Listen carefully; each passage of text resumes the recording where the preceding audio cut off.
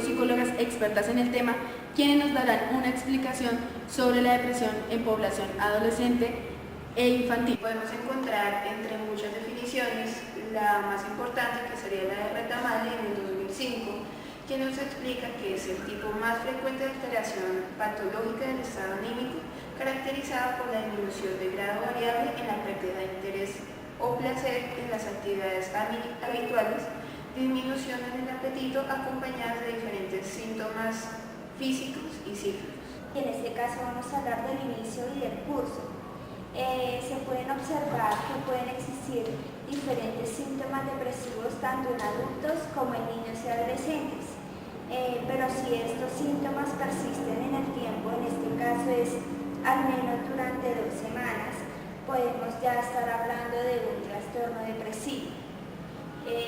Sentirse triste o decaído, tener un mal estado de ánimo, presentar melancolía, pueden ser síntomas iniciales. Podemos identificar que no hay diferencias relevantes entre el diagnóstico de los adultos, niños y adolescentes. Existen 3 clasificaciones para la depresión. El primero de ellos es el trastorno depresivo mayor. Como decía Laura anteriormente, se caracteriza por una duración de al menos 2 semanas, en donde podemos encontrar síntomas importantes tales como ideación suicida, pérdida de interés en las actividades cotidianas, dificultad en el sueño, pérdida de peso e incluso sentimientos de inutilidad. En esta clasificación del trastorno podemos encontrar síntomas diferenciales en donde encontramos, en los casos más severos, síntomas psicóticos. Otra clasificación que se hace con respecto a los trastornos de depresión se encuentra la distimia, que es una forma leve pero crónica de depresión. La cronología que se maneja en este tipo de clasificación, los síntomas están presentes al menos durante 1 año. Los síntomas que pueden tener las personas que padecen este tipo de clasificación es hiporexia o aumento del apetito, insomnio o hipersomnia, pérdida de energía o fatiga, pérdida de concentración, dificultad en la toma de decisiones y sentimientos de desesperanza. Los síntomas diferenciales es menor severidad, pero mayor riesgo de cronicidad, es decir, que no es tan grave, pero sí se puede mantener durante el tiempo que esta persona lo padece. Por último, y para finalizar, en esta parte de la clasificación del DSM-4 podemos encontrar el trastorno depresivo no especificado, el cual tiene una cronología variable. No hay un tiempo determinado que nos permita identificar este tipo de trastorno. Además, cuando hablamos de este tipo de trastorno depresivo, se identifican síntomas que no vamos a encontrar ni en la distimia ni en el trastorno depresivo mayor. Esta categoría diagnóstica puede utilizarse cuando es posible determinar si el trastorno de depresión está inducido por sustancias o está relacionado con enfermedades médicas. La sintomatología que se maneja dentro de la población infantil, podemos encontrar diversos síntomas y con incidencia dependiendo del sexo. En el caso de la niña se puede evidenciar distorsión de la imagen corporal, sentirse fea, pérdida del apetito y peso, comer menos y de forma irregular, falta de satisfacción, estar molesta con sí misma por la vida en la escuela, casa y su vida social. En el caso de los niños se presenta irritabilidad, enojarse con facilidad y ser hostil, hablar con brusquedad a familiares, amigos y maestros, aislamiento social, dejar de pasar tiempo con sus amigos, pasar la mayor parte del tiempo a solas, presentar una reducción en el desempeño escolar, pérdida del interés y entusiasmo por la escuela y demás actividades. En el caso de la población adolescente pueden presentarse diferentes síntomas. Algunos de ellos son similares a las de los adultos. Algunos de estos síntomas son el estado de ánimo triste en la mayoría de los días, brotes de llanto o incapacidad para llorar, desaliento, irritabilidad, sensación de vacío y falta de sentido, expectativas negativas de sí mismo y del ambiente, aislamiento, anedonia marcada, pérdida o aumento de peso importantes, insomnio o hipersomnia, fatiga o pérdida de la energía, disminución de la capacidad para pensar, abuso de drogas, alcohol, reactividad sexual, en algunos casos actos de vandalismo.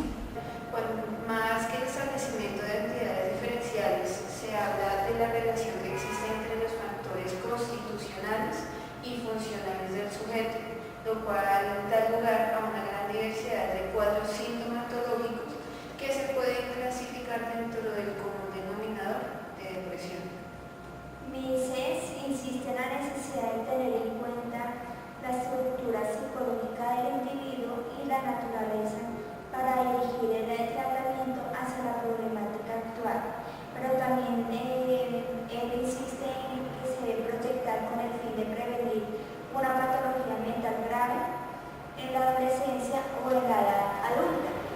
En consecuencia, pues se propone el abordaje de la depresión para los niños entre 2 y 3 años y adolescentes. La evaluación y el pronóstico de la depresión varía según la oportunidad y el momento en el que se diagnostique. Se empieza a hacer un tratamiento adecuado abarcando el conflicto desde lo individual o familiar con las intervenciones que el caso individual lo amerite. El riesgo evolutivo pues es evidente, se presenta como una causa que viene siendo el suicidio, que es hasta 11 veces mayor en los niños como trastorno depresivo. También podemos evidenciar en el riesgo evolutivo el abuso o dependencia de sustancias psicoactivas a partir de los 11 o 13 años de edad, en su mayoría en la adolescencia. La asociación de la depresión y trastornos de conducta puede evolucionar hacia conductas antisociales y delictivas, rara vez hacia la depresión en la edad adulta. Por el contrario, la depresión infantil sin trastornos de conducta tiende a volverse crónica. Skinner estableció que la depresión era el resultado de un debilitamiento de la conducta, además de un proceso de extinción. Esto se explica por la interrupción de secuencias establecidas que en algún momento habían recibido el reforzamiento social. Años después apareció un autor conocido como Fester en 1966, el cual sugirió que los cambios ambientales repentinos, el castigo o el control aversivo pueden dar lugar a la depresión. El modelo socioambiental, como lo explica Rem en 1977, en donde podemos identificar 3 factores: la autoobservación, autoevaluación y el autorrefuerzo. En la autoobservación identificamos que las personas que tienden a ser negativas responden de forma selectiva a los eventos negativos, mientras se excluyen aquellos que pueden ser positivos. Por lo tanto, de acuerdo al estilo cognitivo, podemos dar explicación a lo que definimos como pesimismo, de tal manera que las personas deprimidas responden a consecuencias inmediatas en lugar de responder a consecuencias distantes que pueden llegar a ser más apremiantes para ellas. En segunda instancia podemos encontrar la autoevaluación, en donde los sujetos plantean patrones de comparación poco realistas y perfeccionistas. El autorrefuerzo entonces se refiere a la capacidad que tienen aquellos sujetos que sufren de este tipo de trastorno en establecer suficientes refuerzos que sean contingentes a sí mismos para mantener conductas que sean adaptativas a su medio. Estas personas suelen autocastigarse en exceso. Los modelos y teorías biológicas que se dan en